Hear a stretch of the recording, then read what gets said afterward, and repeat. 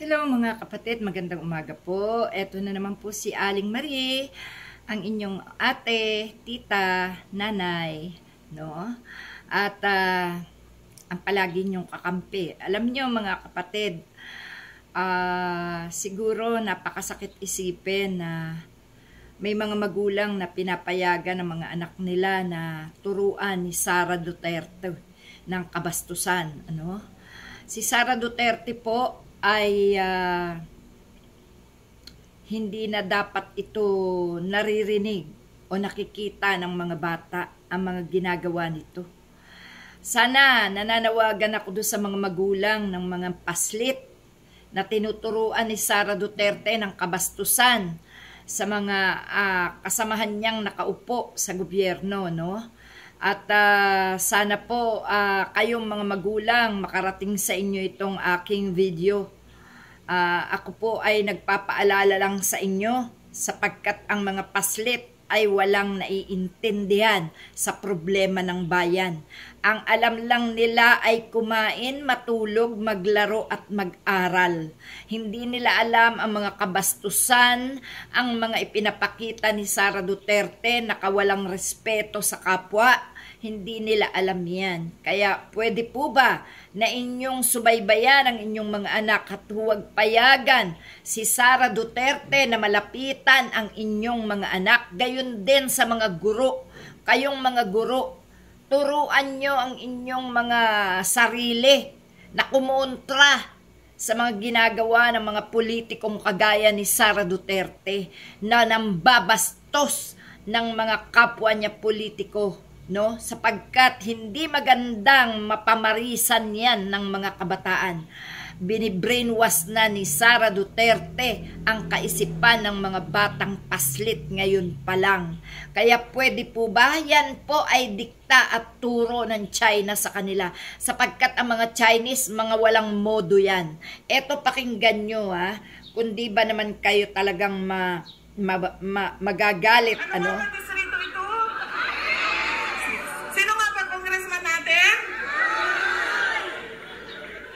Anong tawag sa ganitong tao, mga anak? Walang? Oh, klaro yan ha? At kanino siya walang respeto? Sa inyo. Sa inyo siya walang respeto. Be. Yan. May umangal ng magulang, pero ang sabi niya hindi, no? Hindi po dapat aksyonan ito ni Congressman Abante. Dapat anuhan na nila ito. Aksyonan na ito ng mga kapwa nasa gobyernong ginagawang ito ni Sara Duterte. Hindi niya na hinayaan pa na makapambabo yung ibang kasamahan niya, no? Siya na mismo ang nambababoy. Ito pa po, meron pa dito na talagang pati yung kay Chua, no? Yung kay Chua, talagang walang hiya talaga to si Sara Duterte. China government nagbayad sa inyo. Ayan, dami po eh. Ayan, no? Ayan. Kung saan? Yes, sir. Ito pa po. Sa bibig ni Apple Chua, hanggang sa kanyang lalamunan, bibig Chua, hanggang siya ay mamatay. Yan. Yan, ha? Apple na yan. Ibigay mo kay Snow White Joel Chua. Alam niyo, Kung ako nandyan, babatuhin ko yan naman sana sa mukha para matauhan. Kasi bastos. Ganyan ba Vice President? Ganyan ba yung tatakbong presidente? bigay niya sa kanya, paksak mo yan doon sa bibig niya. Tama ba mga kapatid yung ganyang asal? Kayo mga DDS, natutuwa kayo sa ganyan? Palakpak patawanan kayo, no? Talagang nalaso na ang utak ninyo sa kasamaan ng mga Duterte, no? Kaya itong hayop na babae na to, wala talaga to, wala na.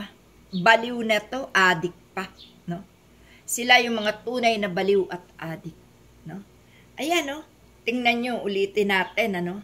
Ibibigay ko itong apple na ito kay Apple Nieto. Ma'am, saksak mo ito sa bibig ni Apple Chua hanggang sa kanyang lalamunan. Bibig Chua! Hanggang siya ay mamatay. Sumunod naman. Ibigay mo kay Snow White Joel Chua. Alam niyo, Bakit nagkaganito yung ating bansa? Bakit nagkaganito? kumain ng apple, Bastos! tapos mabilaukan. Apple yan. Bigay mo yan sa kanya. Paksak mo yan doon sa bibig niya. Tingnan nyo, oh. Baliw. Baliw ka, Sara Duterte. Baliw. Lumayas ka na sa aming gobyerno. Baliw ka. Baliw. No? Walang ano itong Sara Duterte na to. Bastos sa dilang bastos. No? Eto ba, mga DDS, ang iboboto nyong presidente? Yan ba? Yan ba? Na binaboy niya na ang dignidad ng Pilipinas. Binaboy niya na ang reputasyon ng Pilipinas. Dito magsisilaki ang mga anak nyo. Kaapu-apuhan nyo dito. Kayo man, kung anong dumi ng sinasamban nyo, ganun din kayo karumi. Kaya kung pwede lang, no, magbago na kayo. Talikuran nyo na ang katulad ni Sara Duterte na walang ginawa kundi lasunin kayo sa kasamaan. Napakawalang hiya ni Sara Duterte. Pati mga paslit ginagamit. Kayong mga magulang, kayong mga guro, turuan nyo ang inyong mga anak na umiwas sa isang baliw at isang adik, isang bangag na katulad ni Sara Duterte. Hindi yan vice-presidente ng Pilipinas. Itinatakwil siya ng matinong tao bilang vice-president ng Pilipinas. Walang vice-president ang Pilipinas na baliw, praning, adik, bangag, hayop ang pag-uugali. No? Sara Duterte, lumayas ka sa aming bansa.